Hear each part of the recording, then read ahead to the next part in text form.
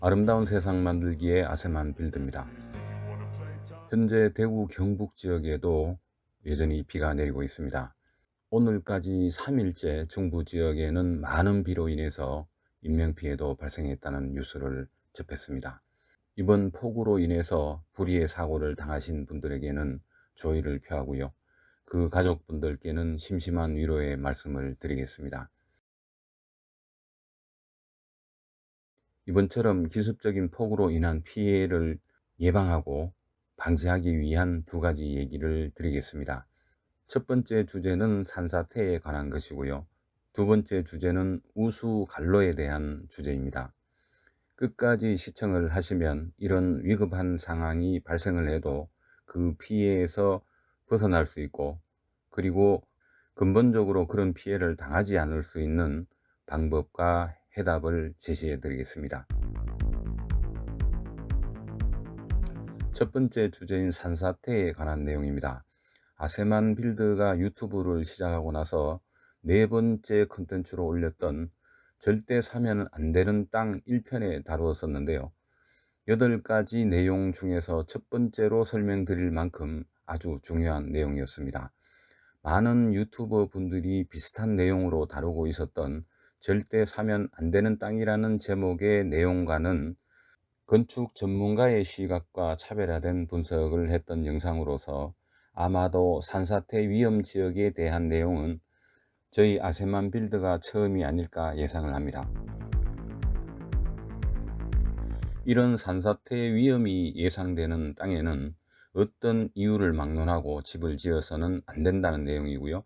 예를 들어서 땅값이 상대적으로 저렴해서 경치가 아주 기가 막힌 곳이라서 등등의 어떤 조건이나 핑계를 댄다고 하더라도 산사태 예상지역이나 위험지역에서는 집 지을 용도로 땅을 절대 사서는 안 되고 집은 더더욱이 지어서는 안 된다는 내용으로 이루어져 있습니다.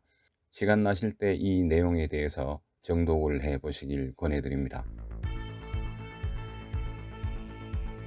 구독자 여러분께서 살고 계시는 지역이 혹시나 산사태 위험 지역인지 알고 싶으시다면 곧바로 산림청 홈페이지로 들어가셔서 확인해 보시길 권해드립니다. 그 이유는 100년 만에 내리는 집중호우가 전북 군산 같은 경우에는 시간당 100mm가 내렸다고 뉴스에서 봤습니다. 그만한 폭우가 내렸고 지금도 계속해서 비가 더 내린다면 토지의 경사가 급한 경사지나 절개지, 그리고 지반이 약한 지역은 산사태 등이 발생할 위험이 훨씬 더 높아지기 때문입니다. 인터넷에서 산림청을 검색하시면 이렇게 홈페이지가 나옵니다. 첫 화면에 지역별 산사태 위험 예보 확인하러 가기를 클릭을 합니다. 그럼 산사태 위기 경보 발령 화면이 나오고요. 거기에서 4단계의 경보 수준이 나옵니다. 지역별로 산사태 예측 정보가 지역과 경보 수준, 시간 등을 알 수 있게 표시해 두었습니다. 그리고 우측의 대한민국 지도에는 경보 수준을 색깔별로 나타내 주고 있습니다. 그러나 이것보다는 스크롤을 내려서 왼쪽 하단에 있는 산사태 위기 경보 발령을 보시기 바랍니다. 현재 상황이 경보 단계라는 것을 알 수가 있고 발령 시각과 발령 지역도 확인할 수가 있습니다. 그리고 더보기를 클릭하시면 지도로 표시가 되었죠. 화면을 확대해서 보면 지역별로 확인이 가능합니다. 그리고 더 자세히 알아보시려면 좌측에 산사태 예보 발령란이 있는데요. 여기에서 확인해 볼 수가 있습니다. 어느 지역인지 행정구역으로 구분이 되었고 그 지역에 발령된 예보 종류도 확인할 수가 있습니다. 상대적으로 덜 위험한 주의보와 위험한 상황임을 가리키는 경보로 자세히 구분이 되어 있어서 한눈에 확인해 볼 수가 있습니다. 그리고 스마트폰에서도 검색이 가능합니다. 포털 사이트에서 산림청을 검색하시면 PC와도 똑같이 확인해 볼 수가 있으니까 혹시 염려가 되신다면 이 영상을 바로 멈추시고 지금 확인해 보시기 바랍니다. 이 영상을 제작하고 있는 현재 시각이 2022년 8월 11일 오후 11시 48분입니다. 실시간으로 집중호우와 폭우가 쏟아지는 중서부 지역과 호남 지역의 현재 상황을 담지를 못했는데 아마도 서쪽의 남부지방으로 이동할 것으로 알고 있습니다. 군산은 누적 강수량이 175mm 이상이었고 아마도 지금쯤은 계속해서 비가 내리기 때문에 300mm 이상이 되지 않을까 생각을 해봅니다. 이틀 동안 집중호우로 인해서 도시뿐만이 아니라 시골까지 하수 관로가 난리 난 걸 뉴스로 보셨을 겁니다. 곧바로 떠오르는 생각들이 있을 겁니다. 바로 하수와 우수 관련 배수 시스템의 문제입니다. 그러므로 불어난 물속에 감춰져 있던 뚜껑이 사라진 맨홀에 남매가 빠져서 목숨을 잃는 사고도 있었다는 뉴스를 봤습니다. 그 두 분에게도 심심한 조의를 표합니다. 두 번째 내용의 주제는 우수관로와 우수배관입니다. 맨홀이죠. 전원주택 공사비에 대해서 3편의 영상을 얼마 전에 시리즈로 다루었습니다. 이 우수 관련 배수도 전원주택이든 단독주택이든 할 것 없이 공사비와도 밀접하게 관련이 되어 있습니다. 무조건 싸게 짓겠다는 생각을 가지신 분들에게는 이런 비용은 쓸데없는 낭비라고 생각하실 수도 있고, 건축비만 하더라도 여러 가지 내용에 대해서 확인을 하지 않으시고 무조건 싸고 저렴한 곳을 선택하시려는 분들께서는 이 우수 맨홀과 배관은 정말로 필요 없는 것일 수밖에 없을 거란 생각도 해보게 됩니다. 그렇다 하더라도 저희는 우수 맨홀과 배관 작업을 견적에 포함을 시키고 반드시 시공을 하고 있습니다. 멋있어 보이는 내외부 마감재보다 우선 해야 하는 것이 우수 관로라고 생각하는 게 제 철칙이기 때문입니다. 따라서 일부 비용의 상승은 어쩔 수 없는 선택이 아니라 필수적인 반드시 필요한 사항이라고 말씀드리겠습니다. 기후변화에 따라서 우리나라가 언제 아열대 기후로 변할지에 대해서는 아무도 장담할 수가 없습니다. 이번 집중호우나 폭우도 100년 만에 처음이라고 합니다. 이런 불행한 상황이 앞으로 언제 어떻게 발생할지 모르는 상황이기 때문에 우수관로에 대해서는 아무리 강조해도 부족함이 없을 거라고 말씀드리겠습니다. 며칠 전에 작년에 지었던 건축주님 댁을 방문했습니다. 맨홀 상부에 그레이팅이 덮여져 있는데 그것을 뚜껑으로 덮으면 안 되겠느냐고 물었습니다. 그 이유는 모기 유충의 서식지가 되어서 야외에 있으면 모기들이 극성을 부리는 것을 막고 싶다는 이유였습니다. 그래서 저는 이렇게 말씀을 드렸습니다.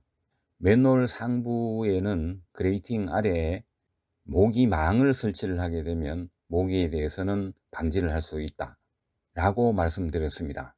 그리고 회장님, 맨홀이라는 것은 지붕의 빗물과 마당의 빗물을 모아서 배수관을 통해서 유출시키는 물은행입니다. 그 은행문을 완전히 닫으면 물들이 들어갈 수가 없게 되잖아요. 그래서 은행으로서의 역할을 전혀 할 수가 없게 되죠. 물은행이라고 할 수 있는 맨홀로 마당에 빗물이 들어가게 하기 위함인데 뚜껑을 덮게 되면 그런 역할을 전혀 할 수가 없습니다. 그리고 PE 재질의 뚜껑보다 스틸 그레이팅이 훨씬 비쌉니다. 굳이 비싼 자재를 사용하는 데는 다 이유가 있는 겁니다. 이렇게 말씀을 드렸습니다. 그리고 며칠이 지났습니다. 어제와 오늘의 폭우 상황을 겪으시면서 아마도 그 건축주분인 회장님은 제가 했던 말을 되새기면서 그에 대해서 고개를 끄덕이지 않았을까 예상을 해봅니다. 우수관로, 이 맨홀은 사실 비가 오지 않을 때는 할 수 있는 역할이 별로 없습니다. 그래서 저는 우수 맨홀을 우리가 일반적으로 가입하는 보험과 비교해서 설명을 드리고 있습니다.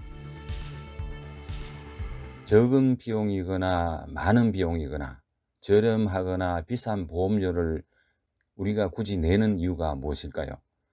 다들 아시는 것처럼 이 보험을 드는 이유는 만약에 있을 사고에 대비하기 위한 것인데요. 누구나 사고가 날 거라고 보험을 드는 사람은 없을 겁니다. 그것처럼 우수 배관과 맨홀은 상시적인 용도로는 크게 역할을 못하지만 이번 집중호우나 폭우가 쏟아질 때 그 맨홀을 통해서 빗물들이 하천이나 메인 배수로를 통해서 유출시키는 안전장치인 보험이라고 할 수가 있습니다. 아마도 이런 우수 맨홀을 설치하지 않았던 집들은 이번 폭우의 물난리로 고생을 하셨을 것이라고 생각이 됩니다. 그 많은 지붕의 빗물과 마당의 빗물이 유출구가 없다면 어디로 나가겠습니까? 결국 마당에 머물면서 낮은 쪽을 다 채우고 나면 결국 마당이 전체가 침수가 되게 되고, 혹시 텃밭 같은 것을 일구었다면 모든 작물이 완전히 침수되는 것은 시간 문제겠죠. 작년에 시공했었던 전원주택 중에서 경량철골 조립식 이중벽체 주택과 경량 목조주택, 이 두 곳의 우수 배관 사례를 도면과 영상으로 확인해 보시겠습니다. 지금 보시는 도면은 경량철골 주택 건축 설계도 중에서 건물 배치도입니다. 건물 배치도에는 배수 관련해서 명기가 되어 있지 않다 하더라도 배수 배치도에도 맨홀과 배수로에 대한 표기가 없습니다. 그렇다고 해서 물 은행 역할을 하는 맨홀을 시공하지 않을 수는 없습니다. 그래서 조건 없이 우수 맨홀 설치를 지시하기 위해서 그림판으로 제작을 해서 현장 책임자에게 보낸 그림인데요. 여기에는 우수 맨홀이 7개로 표기가 되어 있습니다. 하지만 영상에서 보시다시피 현장에 설치된 맨홀은 전면에 5개소, 후면에 4개소로 총 9개소의 맨홀을 매설하였습니다. 그래서 이 주택은 지나간 장마나 이번에 집중호우에 대해서 아무런 비 피해나 침수 등이 없었습니다. 저가의 공사비, 여기서 다시 한번 짚어보겠습니다. 총 9개소의 맨홀을 설치하기 위해서는 맨홀 9개와 스틸 그레이팅, 그리고 PVC VG1 150mm 배관과 VG2 150mm 배관, 그리고 PVC VG1과 VG2 100mm 배관과 부자재, 그리고 성토 후에 마감 처리를 하는 등의 자재비와 노무비를 대략적으로 계산을 해보면 350만원 정도가 소요됩니다.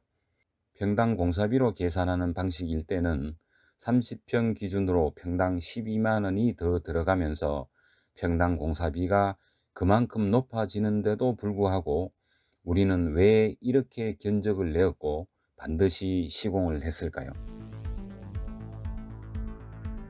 일반적으로 저가 공사비를 제시하는 업자들이 계약과 공사 진행 방식이라고 할 수가 있는, 웬만한 걸 누락시켰다가 추가로 공사비를 받거나 아예 신경도 쓰지 않으면 평당 공사비가 낮아질 텐데, 아세만 빌드는 굳이 왜 공사 비용을 높여가면서 꼭 저렇게 시공하고 있었을까요? 이 부분에 대해서는 구독자 여러분들께서 생각해 보시기 바랍니다.